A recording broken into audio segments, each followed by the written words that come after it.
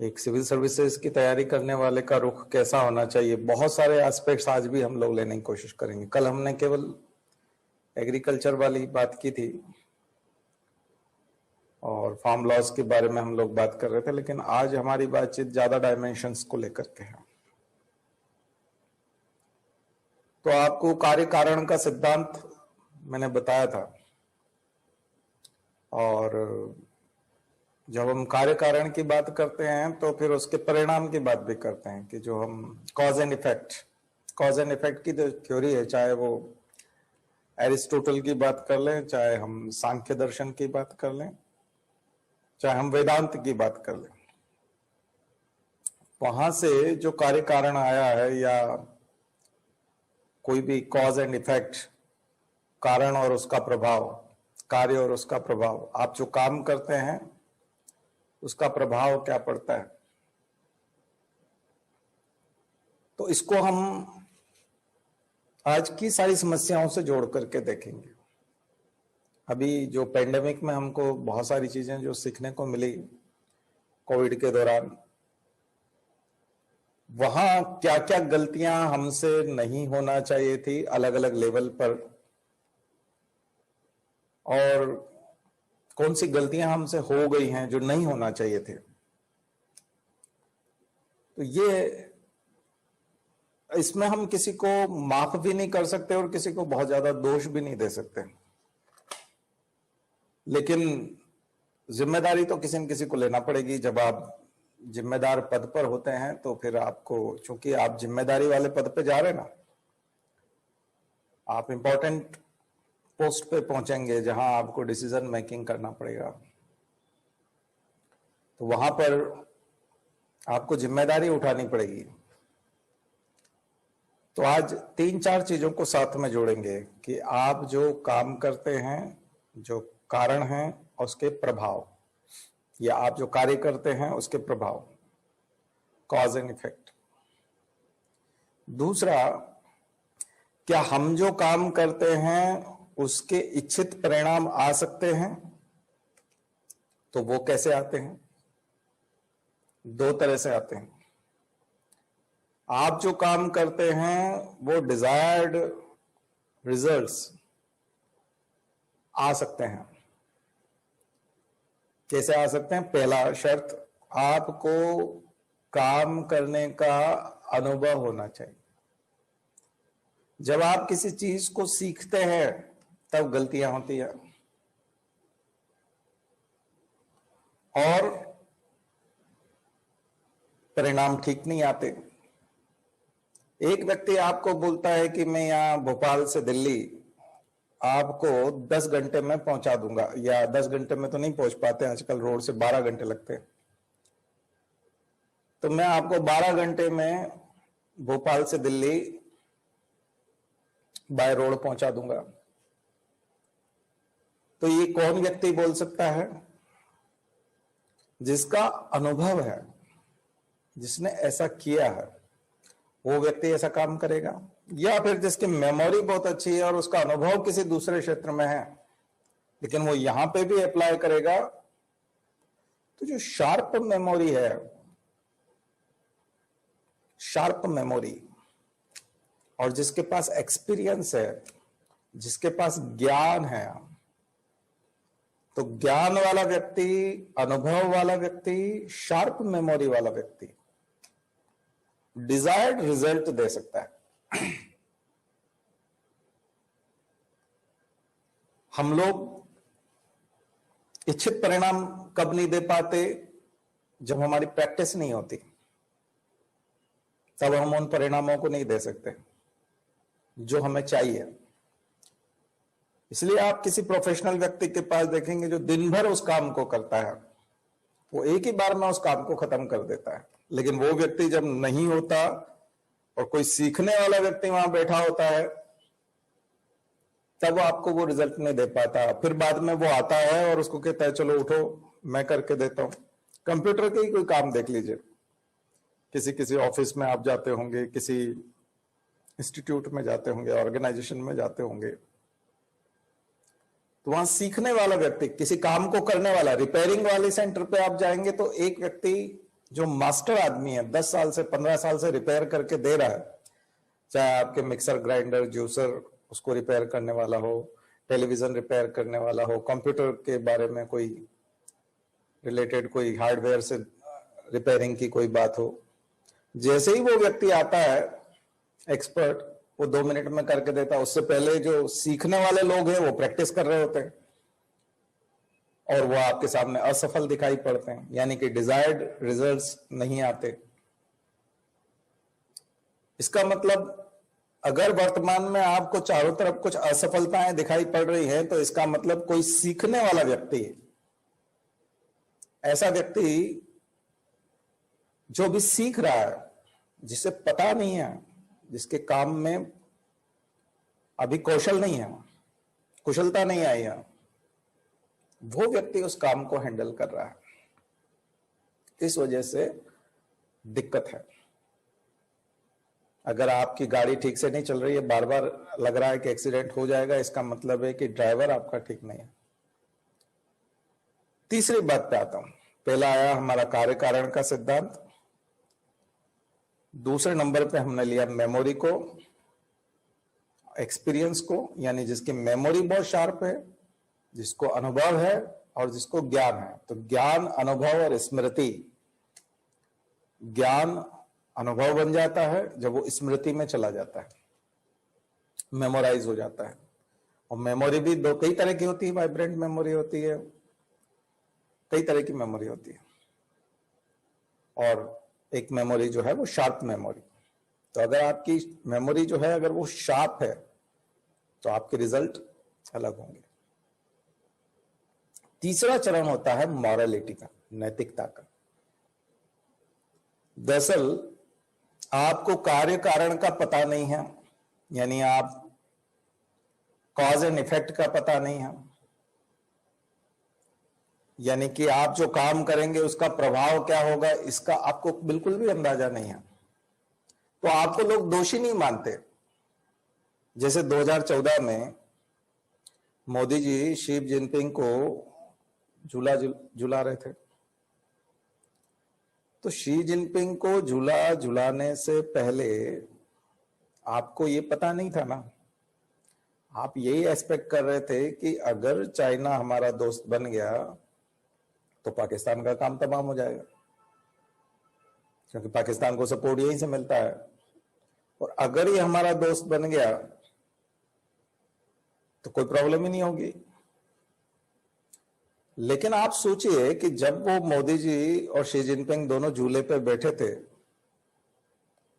तो मोदी जी के दिमाग में ये है कि पाकिस्तान जो है उसकी हालत खराब हो जाएगी और ये मेरा दोस्त बन गया है।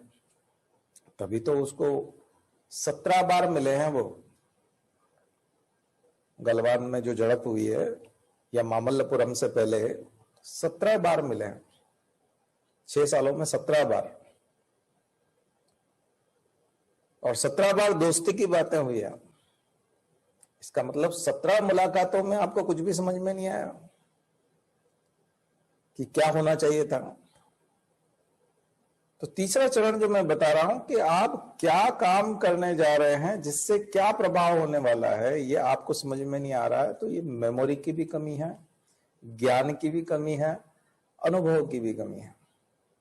इसका मतलब है कि आप काम खराब कर रहे हैं, इसका मतलब आपको कुछ पता नहीं है। तो तीसरे नंबर पे आती है फिर मॉरलिटी, नैतिकता। तो जो व्यक्ति, आपको पता है कि जो पढ़ाई लिखाई करके जो सक्सेस नहीं हो पाता, फिर वो बेईमानी करके, चिटिंग करके पास होना चाहता है। यदि आपके पास ज्ञान है, अनुभव है, स्मृति है, कोई बच्चा क्लास में उसका फर्स्ट सेमेस्टर का एग्जाम है और अगर उसने पूरे 6 महीना बहुत अच्छे से सेमेस्टर में पढ़ाई की, कोर्स कंप्लीट किया है, उसके पास ज्ञान भी है, अनुभव भी है और स्मृति भी है, और उसको कारण और उसके प्रभाव का भी अंदाजा है, कॉज एंड इफेक्ट भी पता है, तो वो ऐसा कोई काम नहीं करेगा जिससे कि वो असफल हो जाए या उसकी बदनामी हो। वो क्लास में चिटिंग नहीं करेगा, वो क्लास में कोई ऐसी कागज बना के नहीं लाएगा, नोट्स बना के नहीं लाएगा जिससे वो वहां कॉपी करे, या किसी दूसरे की कॉपी करने की कोशिश भी नहीं करेगा। वो अपना उत्तर लिखेगा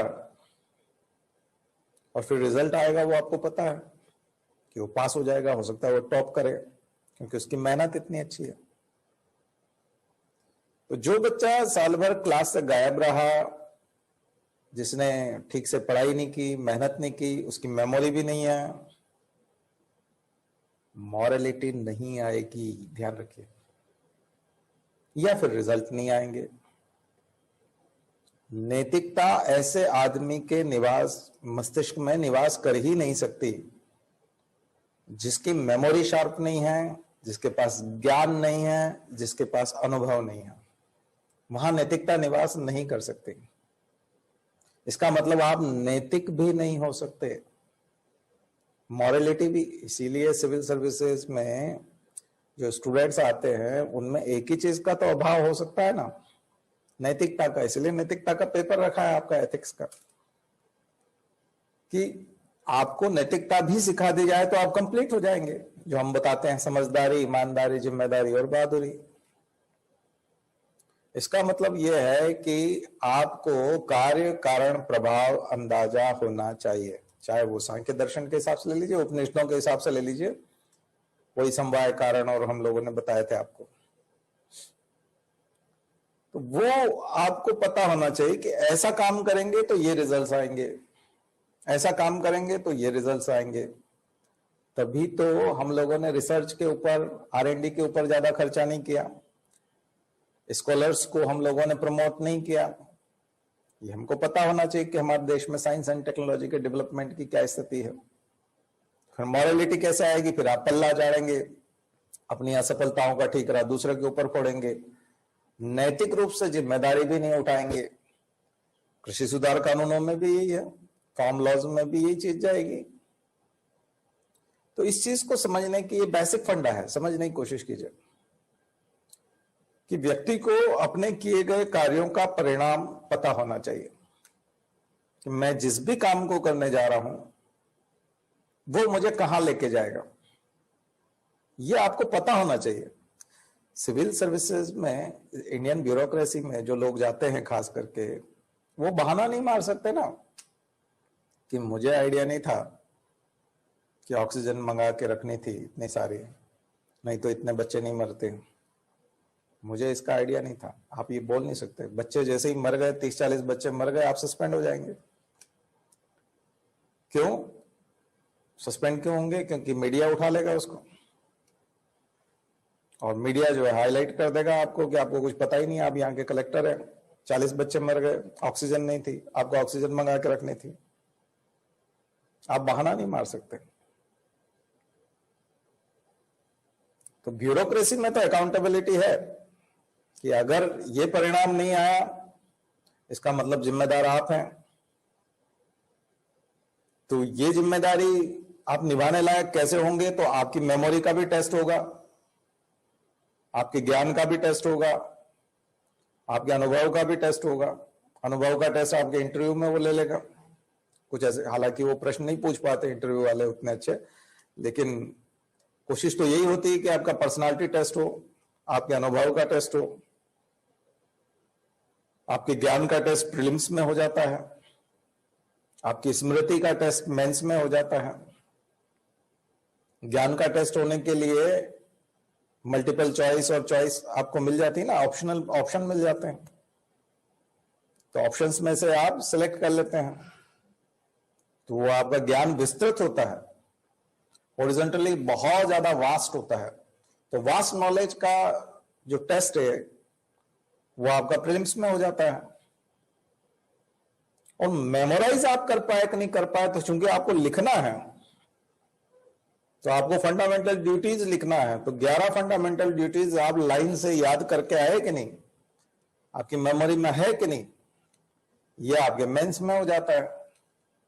और अनुभव एक तरह से आपसे पूछ लिया जाता है, तो आप अपने अनुभव से, ज्ञान से, स्मृति से, इन सब से जो है आप उत्तर देते हैं इंटरव्यू में। लेकिन पॉलिटिशियंस का भी तो ये टेस्ट होना चाहिए और खास करके जो पॉलिटिशियन अपने आप को ब्यूरोक्रेसी से भी ऊपर समझता हो, अपने दूसरे मंत्रियों से सलाह नहीं लेता हो, ऐसे व्यक्ति की तो मेमोरी बाकी सब लोगों से शार्प होनी चाहिए, अपने सारे मंत्रियों से शार्प होनी चाहिए। उस व्यक्ति की मेमोरी उतनी शार्प होनी चाहिए जो उसके ऑफिस में जितने आईएएस काम करते हैं उन सबसे भी उसको तेज होना पड़ेगा, क्योंकि वो तो किसी की सुनता नहीं है ना, वो तो किसी से पूछता नहीं है, वो तो अपने डिसीजन देता है और उन्हीं डिसीजन का परिणाम पूरे देश को भोगना है, जो आप पिछले 6 सालों से देख रहे हो। तो जो डिसीजन लिए जाते हैं उन्हीं का परिणाम तो सबके ऊपर आता है, वही कॉज एंड इफेक्ट। और जब कॉज एंड इफेक्ट जाएगा, जो मैंने आपको बताया, वो बेस्ड ऑन मेमोरीज, वो तो पूरा का पूरा मेमोरीज पे डिपेंड करता है, आपकी स्मरण शक्ति पे निर्भर करता है, या स्मरण शक्ति में ज्ञान और अनुभव भी जोड़ लें उसके ऊपर निर्भर करता है। और उसी से आती है मॉरलिटी। सफल व्यक्ति ज्यादा मॉरल होता है, ज्ञानवान व्यक्ति ज्यादा मॉरल होता है, नैतिकता उसी में वास करती है। गांधी सबसे ज्यादा नैतिक थे तो वो जानकार थे, उनको ज्ञान था, उनकी पढ़ाई उत्कृष्ट लेवल की थी, उनके प्रयोग अनुभव बहुत उत्कृष्ट थे, इसलिए वो सबसे ज्यादा नैतिक भी थे। तो नैतिकता की बात भी वही करता है। इसलिए कई जगह कहा जाता है कि गरीबी अपने आप में अभिशाप है, क्योंकि गरीबी चोर भी बना देती है। अधिकांश चोर गरीब हैं, अधिकांश जेब कतरे और उठाई गिरे गरीब हैं।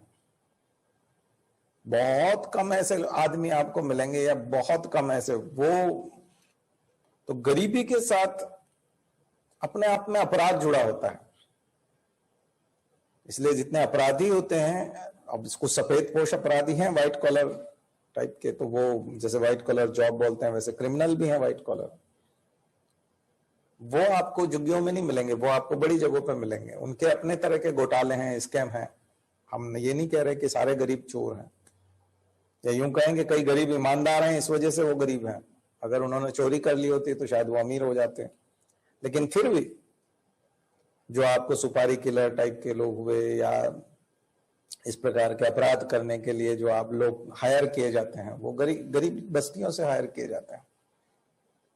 उनको अपराध के क्षेत्र में धकेलना आसान होता है, उनको लोभ देना, प्रलोभन देना भी आसान होता है, क्योंकि उनके पास अभाव है, गरीब है। तो आतंकवाद के क्षेत्र में जितने बड़े बड़े आतंकवादी बनते हैं, ये किसी पाकिस्तान के किसी बहुत अमीर व्यक्ति के बच्चे, या पाकिस्तान के उद्योगपति के बच्चे, या नवाज शरीफ या बेनजीर भुट्टो, इनके बच्चे तो कोई आतंकवादी नहीं बने। क्यों? क्योंकि वो तो पिता और माँ तो राष्ट्र की बात कर रही हैं, तो उनको तो आतंकवादी बन जाना चाहिए था। लेकिन वो समझदार हैं, वो नहीं बनते। वहां के गरीब व्यक्ति, उनको प्रलोभन दिया जाता है, उनको जिहाद में धकेला जाता है, उनका ब्रेन वॉश किया जाता है। वो तो इंग्लिश मीडियम में पढ़ते हैं, अमेरिका लंदन में पढ़ते हैं, वो तो पाकिस्तान के मदरसों में पढ़ते भी नहीं है। और पाकिस्तान के मदरसों में जो पढ़ने के लिए रह जाते हैं, वो फिर आतंकवादी बनते हैं। तो वो तो गरीब लोगों के बच्चे पढ़ते हैं पाकिस्तान के मदरसों में। तो गरीबी का फायदा उठाया जाता है, क्योंकि उन्हीं को प्रलोभन दिया जा सकता है। कसाब एक एग्जाम्पल है।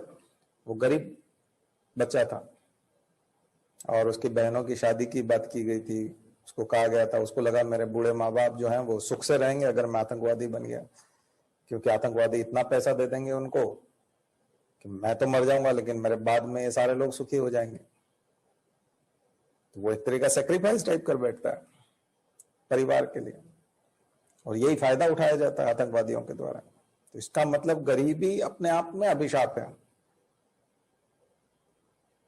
तो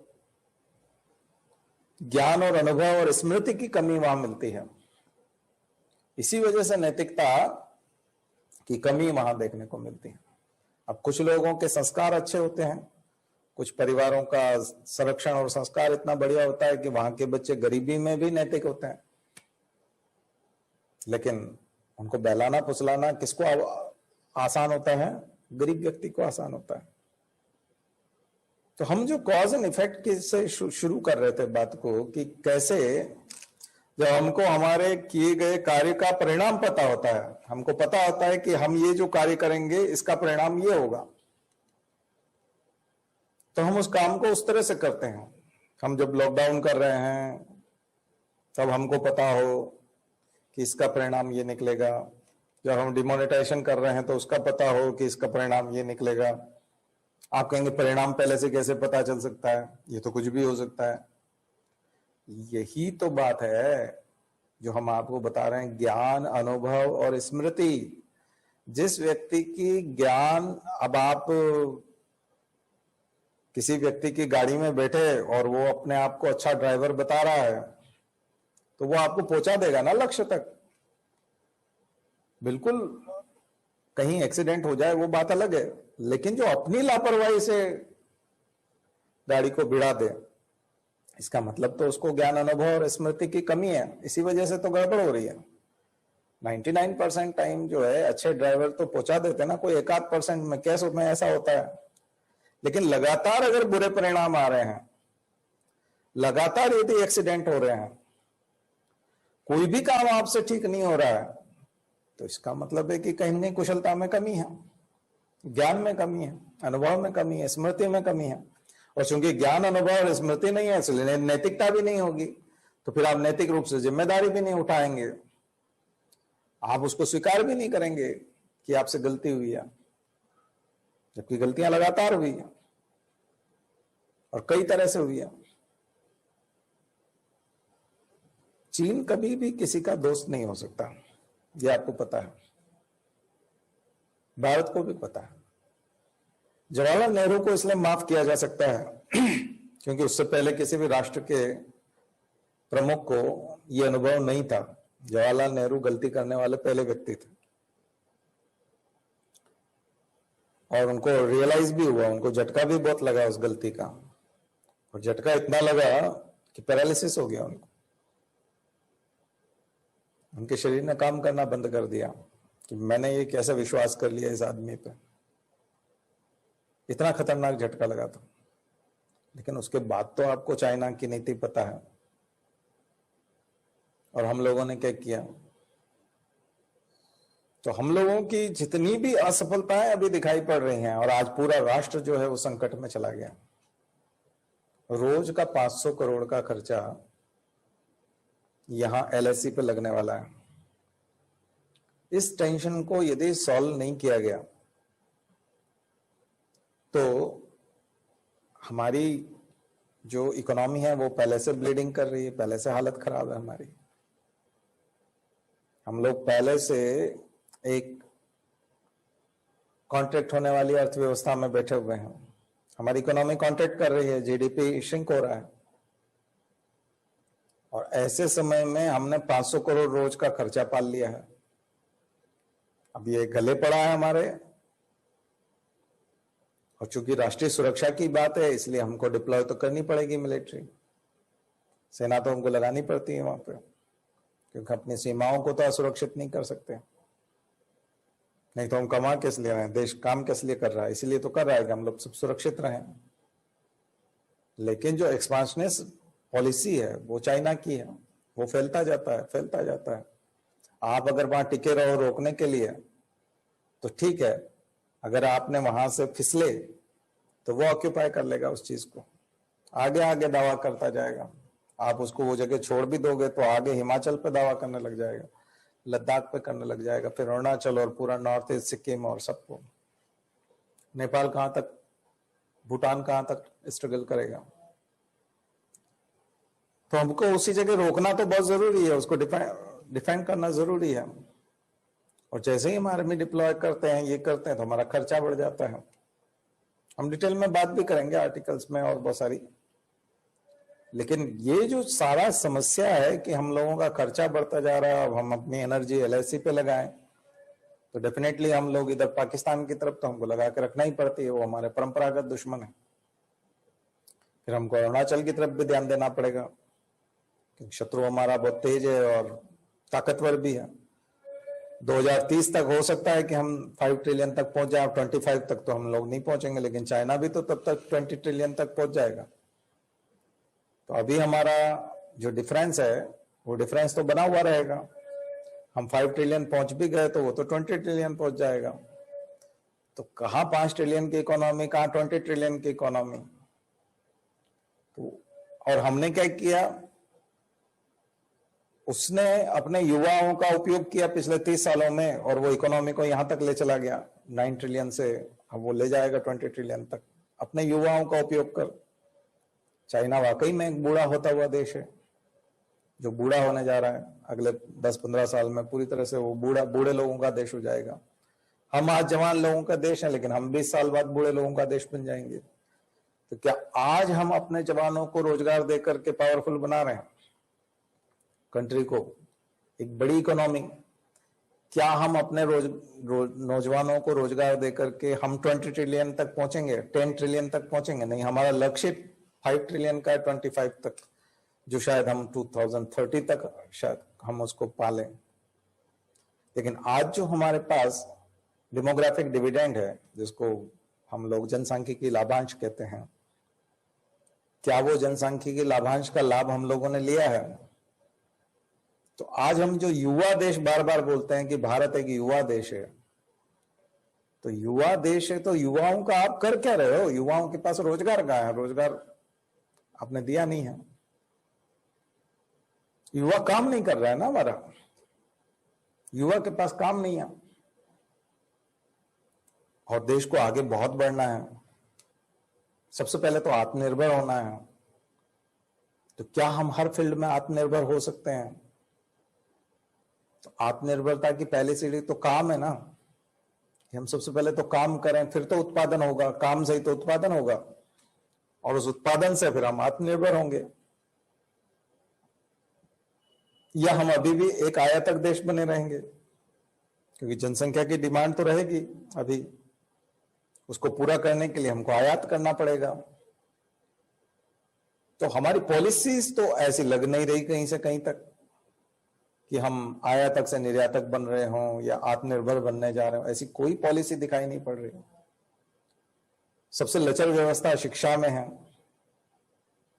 शिक्षा में हम लोगों ने क्या कर लिया, जो नई शिक्षा नीति जो हम लेकर आए, उसमें क्या हम लोग ऐसा कुछ करने जा रहे हैं? उसमें बहुत महत्वाकांक्षी योजना है, लेकिन हमने तो R&D को ही ठप किया हुआ है। रिसर्च की बहुत बुरी हालत है, ह्यूमैनिटीज को हम लोग बेकार मानते हैं, और साइंस एंड टेक में बात करते हैं, लेकिन ना हम हार्डवेयर में बहुत ज्यादा, केवल हम लोग 1 करोड़ हमने IT प्रोफेशनल्स निकाल दिए, तो हमको लगता है कि वो भी 1 करोड़ लोग पूरे के पूरे IT प्रोफेशनल उस तरह के नहीं है, 30-40 लाख हैं, बाकी लोग तो छोटे मोटे काम करते हैं, और हमको लगता है कि हम IT प्रोफेशनल्स का देश है। तो 30-40 लाख लोग उस फील्ड में निकाल देने से बात बन जाएगी क्या? क्या हमने वो सारे टारगेट अचीव कर लिए? क्या हमारे पास ऐसी पॉलिसी है शिक्षा की और साइंस एंड टेक्नोलॉजी की जिससे हम आत्मनिर्भर हो जाएंगे? और क्या ये दूरदर्शिता अभी के राजनेताओं में, ब्यूरोक्रेट्स में नहीं होनी चाहिए? फिर आप कहेंगे कि नहीं, हमको कैसे पता था कि ऐसा हो जाएगा? तो आपको 20 साल बाद का पता नहीं चलता है तो फिर आप क्यों बैठे हैं भाई यहाँ पे? आपको 10 साल बाद का समझ में नहीं आता, आपको 6 महीने बाद समझ में नहीं आता कि क्या होने जा रहा है। दिसंबर नवंबर में वुहान में केस आने लग जाते हैं, पूरे भारत का दुनिया भर में ट्रेवल होता है, आपको समझ में ही नहीं आता कि पेंडेमिक यहाँ आएगा, ये जो है वायरस यहाँ आ जाएगा, आप उसको रोकते ही नहीं है। तो हम लोगों को कई लोग बोलते हैं कि बेचारे उनको कैसे समझ में आएगा। अरे तो ढेरों लोग ऐसे हैं ना जिनको समझ में आता है, उनको समझ में आता है ढेरों लोग, लेकिन वो डिसीजन मेकिंग नहीं कर सकते। वो ज्यादा से ज्यादा अखबार में आर्टिकल लिख सकते हैं। तो जनवरी फरवरी के अखबार उठा करके देख लीजिए आप, इंडियन एक्सप्रेस, द हिंदू और ये सब सारे न्यूज़पेपर देख लीजिए, आपको आर्टिकल मिल जाएंगे कि क्या होने जा रहा है, वो बता रहे हैं उसमें। तो 1-2 नहीं, सैकड़ों लोग, हजारों लोग ऐसे हैं इस देश में जिनको सब समझ में आ रहा था कि क्या होना जा रहा है। हमने अपनी क्लासेस में बता दिया था आपको फरवरी मार्च में कि क्या होने जा रहा है। तो फिर अगर किसी को समझ में नहीं आता है तो ये तो उसकी कमी है ना, ये देश की कमी थोड़ी है। लेकिन नुकसान तो पूरे देश को उठाना पड़ता है, क्योंकि जो आप काम करते हैं, कार्य करते हैं, उसी के परिणाम सामने आते हैं और परिणामों का प्रभाव सभी पे पड़ता है। तमाम कानूनों के बारे में लोगों ने पहले बता दिया था। डिमोनेटाइजेशन हुआ था, मनमोहन सिंह उसी दिन बोल पड़े थे 2% जीडीपी आपका ये गया, बल्कि उससे ज्यादा गया। अब आपने आंकड़ों में हेराफेरी करके उसको 2% के आसपास कमी रखी, लेकिन नुकसान तो ज्यादा हुआ है। जीएसटी का लोगों ने बताया था कि इस तरह से आज जीएसटी की क्या हालत। तो ये सारी की सारी चीजें जो है ये तो बताई हुई है ना, लोगों ने आर्टिकल में समझाई हुई है। आप कहेंगे कि कांग्रेस ये कर रही थी, कांग्रेस ने कर रही थी, बात चल रही थी, तो कांग्रेस ने नहीं किया, तो किस कारण से नहीं किया? शायद इसी कारण से नहीं किया होगा कि उनको परिणाम बताया गया हो, समझाया गया हो कि ये परिणाम ठीक नहीं है। तो जरूरी नहीं कि, चूंकि इंडिया में हम लोगों ने डेमोक्रेटिक सिस्टम अपनाया और इलेक्शन में कोई भी खड़ा हो सकता है, 5वीं पास भी खड़ा हो सकता है और प्रधानमंत्री बन सकता है। उसमें क्या है? पॉपुलर होना चाहिए, भाषण देना आना चाहिए। तो डेमोक्रेसी के सिस्टम के हिसाब से आप बन गए, अच्छी बात है, लेकिन साथ में आपको सलाहकार भी तो दिए गए हैं, आप अच्छे सलाहकार रख सकते हैं।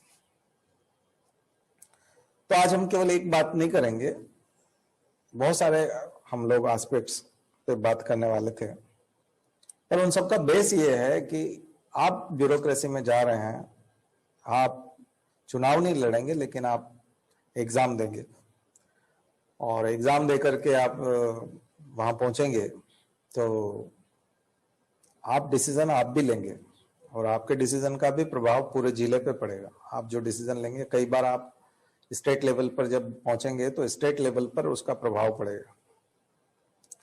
और अगर प्रधानमंत्री ने, देश के नेतृत्व ने अगर वो आपके आइडिया को वहां से उठा लिया तो पूरे देश पे उसका प्रभाव पड़ेगा, पूरी दुनिया पे भी पड़ सकता है।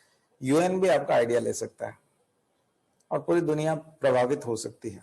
तो ब्यूरोक्रेसी वो चैनल है जो आप पूरी दुनिया को प्रभावित करने का मादा रखते हैं। तो जब आप ऐसे फील्ड में जा रहे हैं तो ध्यान रखिए, आप एक्सक्यूज नहीं दे पाएंगे भविष्य में। खास करके ब्यूरोक्रेसी वाला तो सस्पेंड ही होता है, वो एक्सक्यूज नहीं दे पाता। नेता तो बच जाता है, नेता के तो समर्थक भी होते हैं तो वो बचा लेते हैं, बोलते हैं नहीं हमारे नेताजी जो हैं वो ऐसा नहीं सोच रहे थे, आप जैसा सोच रहे हैं वैसा नहीं है, वास्तव में वो ऐसा सोच रहे थे। सोशल मीडिया पे वो ट्रोल भी करने लग जाएंगे। तो नेतागिरी में तो आपको सपोर्ट मिल सकता है, लेकिन ब्यूरोक्रेसी में नहीं मिलेगा। ब्यूरोक्रेसी में आपको सस्पेंड ही होना पड़ेगा, आपको अपनी नौकरी से हाथ धोना पड़ सकता है, इसलिए आप गलती नहीं कर सकते। और जो बार बार एथिक्स वाले पेपर की बात आती है, तो एथिक्स भी यानी मॉरलिटी भी तभी निवास करेगी जो हमने अभी आपको बताया कि मेमोरी आपकी शार्प होनी चाहिए, यानी याददाश्त बहुत अच्छी होनी चाहिए, काम की होनी चाहिए और युगानुकूल होनी चाहिए, जैसा हम बार बार बात करते हैं, युग के अनुरूप होनी चाहिए। और आपको समस्याओं की पूरी समझ, अनुभव होना चाहिए। फिर आप कहेंगे नहीं नहीं ये तो बिल्कुल हमको समझ और अनुभव नहीं थी, तो फिर आप एक्सपर्ट्स को पूछिए। फिर जो बहुत अच्छे से प्रिजम्पशन प्रेडिक्ट कर सकते हैं उन लोगों से पूछिए। कई लोगों का अनुमान बिल्कुल सही बैठता है, अनुमान के मामले में वो बिल्कुल ठीक है, उनका प्रेडिक्शन कभी गलत नहीं होता। वो जो प्रिजम्पशन कर लेते हैं वो वैसे ही होता है, उनको फ्यूचर नहीं पता होता, लेकिन वो समय की गति को देख करके, जो कुछ एलिमेंट्स हैं जो तैर रहे हैं हवा में, उनसे उनको आइडिया आता है, उन एलिमेंट से समझ में आती है ये किस दिशा में हवा जा रही है, ये क्या हो रहा है, ये क्या होने जा रहा है, ये सब चीजें समझ में आती है उनको। या तो फिर आप उनका सहारा लीजिए। तो ये जो बात हम आपसे कह रहे हैं ये केवल एक फील्ड की बात नहीं है, ये इकोनॉमी के दूसरे फील्ड की भी है, स्टॉक मार्केट की भी है, इसकी बात हम लोग आज करेंगे। कृषि कानूनों की भी है, जो फार्म लॉज की बात हो रही है उसकी बात भी करेंगे। और इसके अलावा इस कोविड ने जो हमको सिखाया है, इस कोविड ने जो हमको बताया है, देखिए दुनिया जो बदलती है ना, वो 3-4 कारणों से दुनिया पूरी बदल जाती है। दुनिया में जो बदलाव आते हैं वो 3 मुख्य कारण हैं उसके। या तो आपके देश में कोई गृह युद्ध हो जाए, सिविल वॉर हो जाए, नागरिक विद्रोह हो जाए, कोई गृह युद्ध हो जाए, तो फिर आपका देश, दुनिया पूरी तरह से बदल जाती है। फ्रेंच रिवॉल्यूशन ने फ्रांस को बदल दिया था, इंडस्ट्रियल रिवॉल्यूशन और तमाम जो वर्ल्ड वॉर थे उन्होंने पूरे यूरोप को बदल दिया। तो वर्ल्ड वॉर बदल देता है, गृह युद्ध बदल देता है, विश्व युद्ध बदल देता है, या फिर तीसरे नंबर पे महामारी पूरी व्यवस्था को बदल देती है। आज तक के इतिहास में 3 चीजों ने दुनिया को बदला है। दुनिया को बदलने के लिए 3 चीजें हुई है, गृह युद्ध हुआ है, विश्व युद्ध हुआ है और महामारी आई है। ये 3 चीजें दुनिया में सोचने का तरीका, काम करने का तरीका, वहां की राजनीति, समाज, साहित्य, विज्ञान, सब पे प्रभाव डालती है। कौन सी 3 चीजें प्रभाव डालती हैं? गृह युद्ध, विश्व युद्ध और महामारी। इस महामारी ने भी दुनिया को बदला है। इस महामारी ने दुनिया को बहुत कुछ नया सोचना सिखाया है। इससे पहले लोग इस तरह से नहीं सोचा करते जो इस महामारी के बाद सोचेंगे। मानवता के बारे में भी सोचेंगे, सबके बारे में सोचेंगे। आज हम ये सोचने लगे हैं ना कि हमको केवल हमको ही स्वस्थ नहीं रहना है, दूसरे व्यक्ति को भी स्वस्थ रहना है। तो जो पैसे वाले लोग फ्री हेल्थ की बुराई करते थे, अच्छा इनको दवाइयां फ्री में मिल जाएंगी, मतलब ये गरीब हैं तो क्या हुआ, काम करें, पैसा कमाएं, फिर दवाई खरीदें, अब ये फ्री में दवाई ले जाएंगे। अगर कोरोना की वैक्सीन आती है तो मुझे लगता है कि किसी शहर में अगर वो बेची जाए, निशुल्क न दी जाए, बेची जाए, तो वहां के पैसे वाले लोग बताएंगे कि सबसे पहले एक काम करो, ये जितने भी काम करने वाले लोग हैं हमारी फैक्ट्री के, या जो मजदूर लोग हैं, ये जो झुग्गी वाले, इन सबको वैक्सीन लगाओ, हम पैसे देते हैं आपको। क्यों? उनको मालूम है कि ये कोरोना फिर हमारे यहाँ फैला देंगे। एक भी पेशेंट बच गया तो फिर से फैला देगा, या फिर हमारे स्वस्थ लोगों में फैला देंगे। इसलिए वैक्सीन उन लोगों को दी जाए। हालांकि इसका उलट भी है कि अभी जो बुक करा रहे हैं लोग पहले से, जो है वो एक तरह से अमीर लोग बुक करा रहे हैं, लेकिन वैक्सीन फ्री दी जाएगी। यूएन ने भी बोला है, WHO ने भी बोला है, और हमारी भारत सरकार ने भी बोला है कि वैक्सीन जब भी आएगी वो निःशुल्क होगी और वो प्रत्येक व्यक्ति तक पहुंचाई जाएगी। अब यह है कि देर सवेर मिलेगी, किसी को 1 साल बाद मिलेगी, किसी को 1 साल पहले मिल जाएगी, क्योंकि 1.5-2 साल का समय तो लगेगा पूरा वैक्सीनेशन करने में। पूरे देश के करोड़ों लोगों तक वैक्सीन पहुंचाना, उसके लिए 1 साल का समय तो मिनिमम लगेगा, क्योंकि हमारा देश बहुत व्यापक है, बहुत फैला हुआ है, और इतने फैले हुए और इतने डाइवर्स और अलग अलग तरह का डिवाइड हमारे यहाँ मौजूद है। डिजिटल डिवाइड भी है, लिटरेसी वाली बात भी है, लिटरेसी भी नहीं है कई जगह। कई लोगों ने अभी भी बहुत अपने आधार कार्ड और वो सब नहीं बना रखे हैं। अभी भी कुछ करोड़ लोग ऐसे हैं जिनके पास मोबाइल नहीं है, कम्युनिकेशन संभव नहीं है। कई लोग मीडिया को और उसको फॉलो नहीं करते, तो अभी बहुत सारी प्रॉब्लम है। लेकिन इससे, इस पेंडेमिक से एक चीज हमको सीखने को मिली है कि लोग गरीब लोगों का भी ख्याल रखेंगे, बीमार का भी ख्याल रखेंगे। और शहरीकरण का जो हमने आर्टिकल आपको भी दिखा रहा था, उसमें शहरीकरण से हम कहीं न कहीं दूर जा रहे हैं, अर्बनाइजेशन से हम लोग दूर जा रहे हैं। क्योंकि वर्क फ्रॉम होम ही करना है तो फिर हम गांव से करें या शहर से करें, इंफ्रास्ट्रक्चर यदि मौजूद है और इंटरनेट का इंफ्रास्ट्रक्चर अगर वहां तक पहुंच गया, इंटरनेट केबल पहुंच गई, खास करके ब्रॉडबैंड लाइन पहुंच गई, तो फिर तो आप गांव से भी वर्क फ्रॉम होम कर सकते हैं। क्योंकि किसी कमरे में बैठे हैं तो आप किसी शहर का इतना भयंकर किराया क्यों देने लगे, आप गांव से भी कर सकते हैं वो काम को। तो शहरों के प्रति जो रुझान है, बड़े शहरों के प्रति, अगर 2-3 पेंडेमिक लगातार आ गए अगले 8-10 सालों में, मुझे लगता है कि शहरीकरण कम हो जाएगा। दुनिया के कई देश ऐसे हैं जहां पर 50% से ज्यादा शहरीकरण हो गया है। भारत ऐसा है जहां पर 30% से ज्यादा, 35-38% शहरीकरण है। तो अर्बन एरिया में जो है 38% पॉपुलेशन रहती है हमारी। तो ये कम हो सकता है, क्योंकि अभी जो गांव का युवा है वो अट्रैक्ट होता है शहरों की तरफ। लेकिन अगर महामारी के समय में डेंसिटी ज्यादा होने के कारण यदि महामारी फैलने का खतरा ज्यादा है और बीमार होने का खतरा ज्यादा है, तो आदमी गांव में रह करके मनरेगा में बढ़ती हुई संख्या प्रूव कर रही है ना। मनरेगा में जो लोग काम मांग रहे हैं उससे आइडिया लग रहा है आपको। अभी रिवर्स माइग्रेशन जो हुआ था उससे आपको आइडिया लगा है कि लोग गांवों की तरफ माइग्रेट करके गए हैं। तो इसका मतलब ये है कि लोग गांवों में जाना पसंद कर रहे हैं। तो ये एक बहुत बड़ा चेंज है। वर्क फ्रॉम होम को इंडिया में बहुत ज्यादा लोग नहीं जानते थे, लेकिन अब उसको प्रीफर करने लगे हैं। टीसीएस ने अभी बोला है कि हमेशा के लिए हम 30% हमारे एम्प्लॉय जो हैं वो वर्क फ्रॉम होम से ही होंगे। बहुत सारी भारत की सॉफ्टवेयर कंपनियां और तमाम कंपनियों ने कहा है कि आप 2021 तक वर्क फ्रॉम होम करिए, घर पे ही रहिए, और 2021 तक आप कम से कम जुलाई 2021 तक आप घर से ही काम करके दीजिए। ये पहले कहाँ था? भारत में ये कल्चर कहाँ था? तो वर्क फ्रॉम होम का कल्चर आया है। इंटरनेट का इंपॉर्टेंस बढ़ा है, डिस्टेंस लर्निंग का इंपॉर्टेंस बढ़ा है, और एक तरह की ई क्रांति जो है वास्तव में अब देखने को मिलेगी। आपको कैशलेस इकोनॉमी के लिए भी प्रचार करने की आवश्यकता नहीं, क्योंकि लोग नोट को हाथ लगाने से डर रहे हैं, क्योंकि उससे कोरोना फैलने का डर है। तो लोग ऐप का सहारा ले रहे हैं, इंटरनेट बैंकिंग का सहारा ले रहे हैं। तो ज्यादा से ज्यादा जो कैशलेस इकोनॉमी की बात होती थी वो इन दिनों में आपको देखने को मिलेगी। तो ये जो बड़े परिवर्तन है, इसके अलावा सामाजिक ढांचा बदला है, जॉइंट फैमिली का इंपॉर्टेंस अभी देखने को मिला है।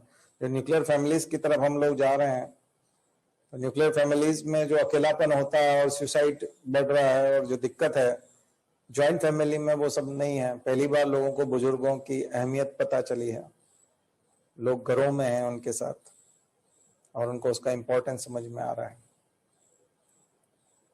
इसके अलावा धर्म के क्षेत्र में बहुत सारे परिवर्तन हुए हैं। ऑनलाइन लोगों ने अंतिम संस्कार देखे हैं अपने परिजनों के, ऑनलाइन शादियों में शामिल हुए हैं लोग, ऑनलाइन तरीके से लोगों ने दर्शन किए हैं, पूजा पाठ किए हैं, मृतकों के अंतिम क्रियाकर्म और पिंडदान और ये सब किए हैं। ऑनलाइन पिंडदान हो रहे हैं। इसका मतलब तो जो मोक्ष प्राप्ति के वो जो साधन है और केवल हरिद्वार में हो सकता है या केवल यहाँ हो सकता है, वो अपने घर से भी हो पा रहा है। इसका मतलब अंतिम संस्कार में जाना, शादी ब्याह में जाना, मृतक भोज करना, बड़े बड़े आयोजन करना जिसमें बहुत ज्यादा संख्या में लोग जुटते हैं। इस बार लोगों ने गणपति उत्सव को उतने उत्साह से नहीं मनाया। अभी नवरात्रि आ रही, लेकिन वो सब पंडाल और 50 लोगों की सीमा है। वो सब लोगों ने धर्म के मामले में भी बहुत परिवर्तन देखे हैं अभी, और बहुत परिवर्तनों को महसूस किया है और उससे उनका काम चल रहा है। राजनीति में बड़ी परिवर्तन, यानी कि चुनावी रैलियां किए बिना अभी चुनाव होने जा रहे हैं। बड़ी बड़ी चुनावी रैलियां नहीं होंगी, उतनी बड़ी नहीं होंगी, हो रही हैं। राजनेता नहीं मानते और उनको सबसे ज्यादा कोरोना हो रहा है तो भी नहीं मानते वो। लेकिन इस वायरस ने बदलाव किए हैं राजनीति में, धर्म में, समाज में, इकोनॉमी में, सोचने के तरीके में, ज्योग्राफी में। और चीन का एग्रेशन जो आप लोग देख रहे हैं वो भी इसी का परिणाम है, क्योंकि बदनामी उसकी चीनी वायरस के नाम से हुई है। तो उस बदनामी को ढकने के लिए उसने सारे फ्रंट खोल लिए हैं और बहुत ज्यादा वो अपने माइनॉरिटीज को भी परेशान कर रहा है और अपनी बॉर्डर्स पे भी ज्यादा से ज्यादा डिस्प्यूट तैयार करके ध्यान भटकाने की कोशिश कर रहा है, ताकि पूरी दुनिया जो है उसको उतना बड़ा विलेन न बनाए। नहीं तो 2020 का ये जो पेंडेमिक है 19 का, कोविड-19 वाला, इसका सबसे बड़ा विलेन तो चाइना है, लेकिन अब उसका लोगों का ध्यान शिफ्ट हो रहा है।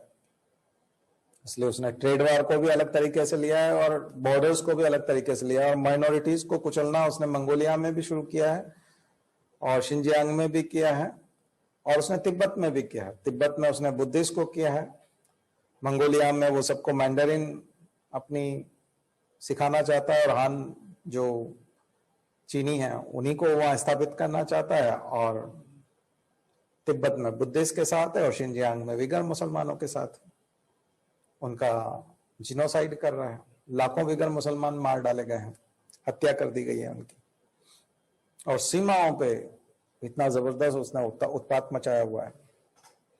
और साउथ चाइना सी के जो कंट्रीज हैं उनके साथ उसका विवाद पुराना है जो कंटिन्यूअस चल रहा है।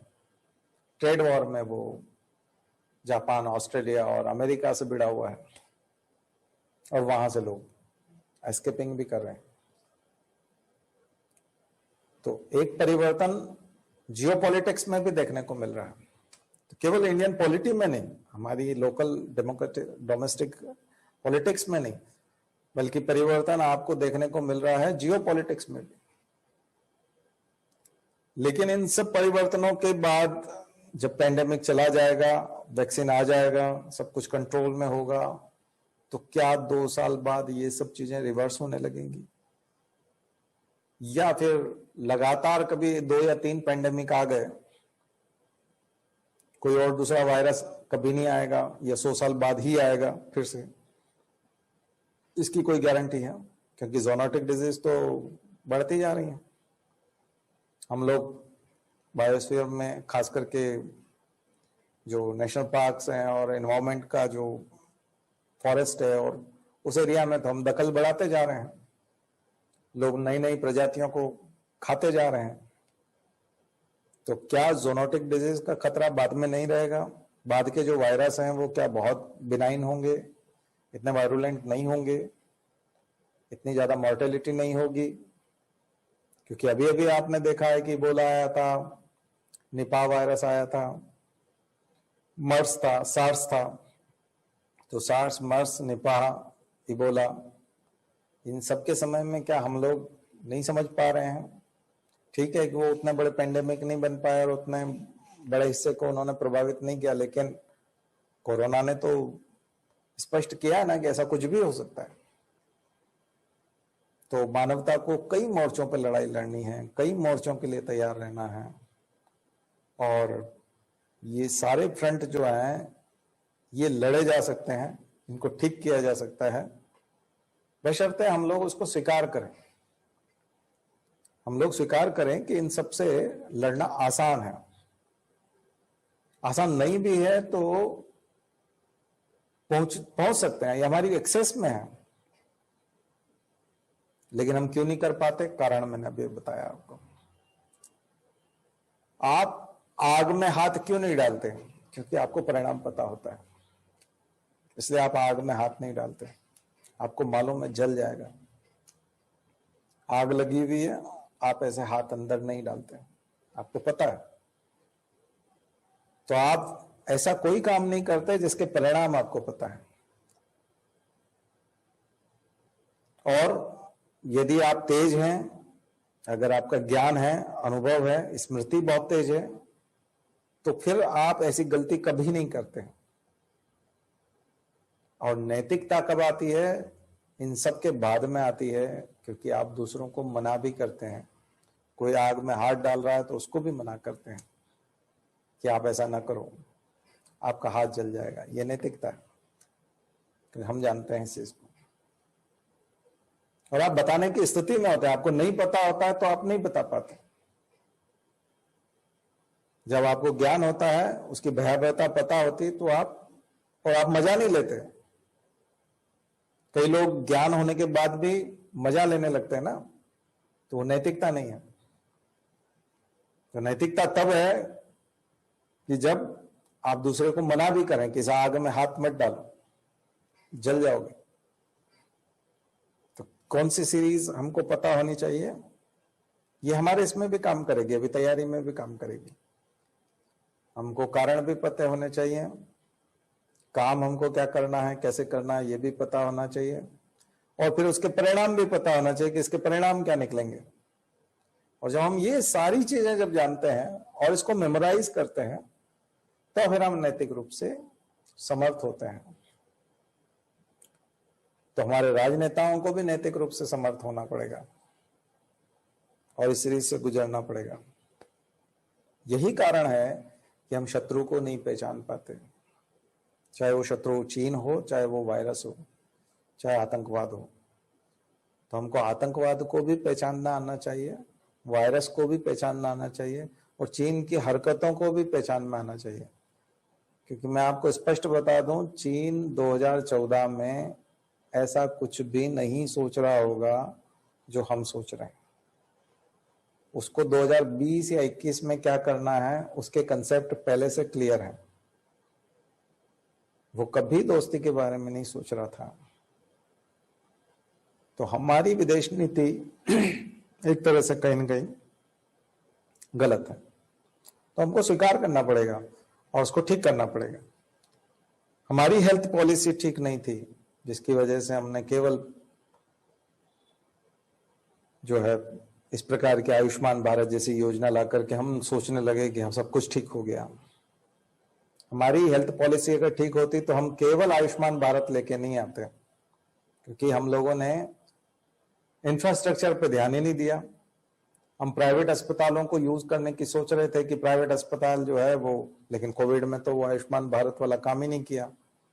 आयुष्मान भारत योजना का कोविड के समय में स्वास्थ्य का ही संकट है ना, जान पे बनाई है ना, और हालत खराब है, तो क्या आयुष्मान भारत का लाभ मिल रहा है? कोविड में तो है नहीं। और सबसे ज्यादा सरकार ने जो पिछले 3 सालों में जो जितना भी हंगामा है वो तो आयुष्मान भारत पे है, स्वास्थ्य के क्षेत्र में। फिर उसका क्या लाभ मिला हमको? इसका मतलब जितनी भी तैयारियां, जितने भी कागज रंगे गए, जितनी कॉन्फ्रेंस हुई, जितना कुछ खर्चा हुआ या लोगों ने जितना कुछ प्रचार किया, उसका तो दूसरी बीमारियों में, कोविड के समय में तो ये चीज है नहीं। और हमने इंफ्रास्ट्रक्चर भी नहीं बनाया। हमको लगा कि इतने सारे प्राइवेट हॉस्पिटल्स हैं, ये सब आ जाएंगे और ये अकाउंटेबिलिटी लेंगे तो सब कुछ ठीक हो गया, लेकिन वो अपना बंद करके बैठ गए। तो क्या हमने नेशनलाइजेशन किया उनका? नहीं किया, हालांकि उसकी आवश्यकता भी नहीं लग रही अभी। तो क्या ऐसा ही नेशनल एजुकेशन पॉलिसी के साथ तो नहीं हो जाएगा? जो एनईपी है हमारा 2020 वाला, एनईपी भी तो इसी तरह का कोई रिजल्ट लेके नहीं आएगा ना। आने वाले समय में क्या साइंस एंड टेक में, रिसर्च में हम लोगों को इस तरह की चीजें होंगी, तो फिर हमारे पास अब 20 साल हैं कि हम इस युवा जनसंख्या को कुछ सिखा लें, इससे काम ले लें और दुनिया के सबसे अमीर देशों में और वहां तक पहुंच जाए। अगर नहीं हुए तो हम हमेशा के लिए एक लोअर मिडिल इनकम कंट्री बन के रह जाएंगे, या हम लोग एक जैसे मध्यम वर्गीय परिवार होता है ना, वैसा एक मध्यम वर्गीय देश बन जाएंगे पूरी दुनिया का हमेशा के लिए। और लोअर मीडियम भी हो सकता है, निम्न मध्यम वर्गीय, और कंज्यूमर बने रहेंगे हमेशा, आयात करते रहेंगे, काम करेंगे, आयात करेंगे, ब्याज देंगे, दूसरों को लाभ पहुंचाएंगे। तो क्या हम मैन्युफैक्चरिंग कंट्री बनेंगे? क्या मेक इन इंडिया सफल होगा? क्या हमारे युवाओं को रोजगार मिलेगा? और वो समय बीत गया है, पिछले 10 सालों में मिल जाना चाहिए था। तो हम 30 साल का उपयोग करके चाइना की तरह हम भी एक 10-15 ट्रिलियन की इकोनॉमी बन के बैठ जाते, तो फिर बाद की हमारी जो बूढ़ी पीढ़ियां हैं, बूढ़े लोग हैं हमारे देश के, वो सब आराम से रहते। लेकिन अभी हम बिना कमाई के जब कोई व्यक्ति बूढ़ा हो जाता है तो क्या होता है बताइए? जब वो अपनी जवानी में वो काम ना करे और कुछ स्थापित ना करे और ऐसे ही बूढ़ा हो जाए, तो बुढ़ापे में तो वो कुछ निर्माण करने लायक रहता नहीं, कुछ भी नया बनाने लायक नहीं रहता। तो क्या हम नया बनाने लायक रहेंगे, या अभी जो 20 साल जो हमारे पास युवा हैं इनका उपयोग हम कर पाएंगे? 20 साल बाद तो एक बूढ़ा भारत होगा, तब तो हम अपेक्षा नहीं कर पाएंगे। तो डेमोग्राफिक डिविडेंड कहीं हमारा डेमोग्राफिक डिजास्टर ना हो जाए। तो बहुत सारे इकोनॉमिस्ट इस बारे में चिंता करते हैं कि इसको हम डेमोग्राफिक डिविडेंड बोल रहे हैं, ये कहीं ना कहीं हमारा डेमोग्राफिक डिजास्टर साबित होगा। तो हम डिविडेंड से डिजास्टर की तरफ तो नहीं जा रहे। और अगर ये सब अगर हो रहा है तो कहीं ना कहीं हमारे नेता, ब्यूरोक्रेट, सबके सब लोग, इस पीढ़ी के जो नीति निर्माता हैं, पॉलिसी मेकर हैं, वो जिम्मेदार होंगे इसके कि आप 2015 में क्या कर रहे थे, 2010 में क्या कर रहे थे, 2020 में क्या कर रहे थे, जब ये सब कुछ खत्म हो रहा था और दुनिया जो है वो ऊपर जा रही थी, तब आप क्या कर रहे थे? तब हम मंदिर बना रहे थे, तब हम 370 खत्म कर रहे थे,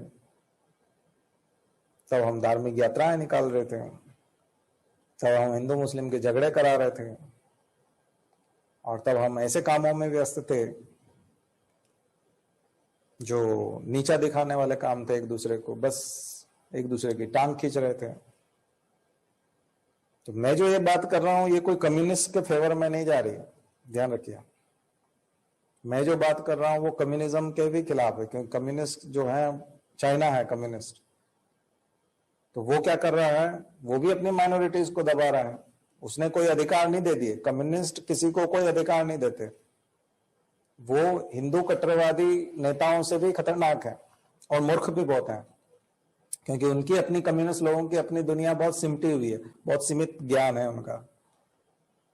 कम्युनिस्ट लोगों को इस बात से इजाजत नहीं मिल जाती कि वो बहुत तेज हैं और बहुत समतावादी समाज की बात करते हैं, एगलिटेरियन सोसाइटी बना के रख देंगे और बहुत कुछ अच्छा कर देंगे देश के साथ में।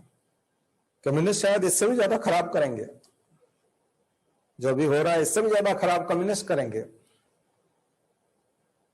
क्योंकि चाइना जिस तरह से कर रहा है, कम्युनिस्ट एक तरह से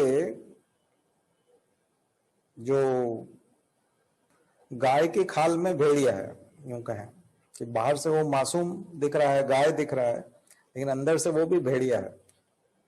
वो चाहे हम नक्सलवाद के रूप में देखें, चाहे उनको जब जब भी कम्युनिस्ट को मौका मिला है उन्होंने शोषण करने से कभी नहीं चुके हैं। उनका रूप ऊपर से दूसरा होता है, लेकिन अंदर से वो और ज्यादा खतरनाक होते हैं, और ज्यादा शोषणकारी होते हैं, और कमजोर वर्गों के प्रति और ज्यादा होते हैं। हमको लगता है कि वो कमजोर वर्गों के हितैषी, लेकिन उनको बेवकूफ बनाते हैं। उनके जो बुद्धिजीवी वर्ग हैं वो ऐश करना चाहते हैं और वो बेवकूफ बनाते हैं। वो सिद्धांतों के नाम पे और उस पे मानवता के नाम पे बेवकूफ बनाते हैं।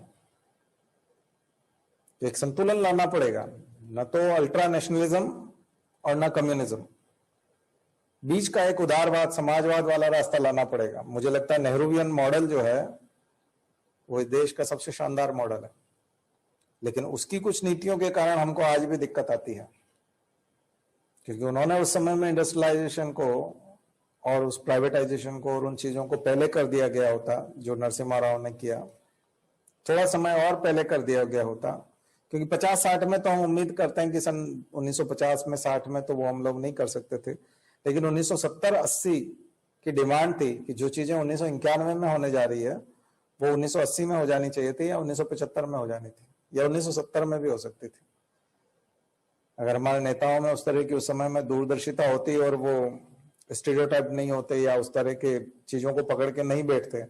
इसलिए किसी भी चीज को पकड़ के नहीं बैठा जा सकता, ना सोशलिज्म को पकड़ के बैठा जा सकता है, ना कम्युनिज्म को पकड़ के बैठा जा सकता है, ना कैपिटलिज्म को।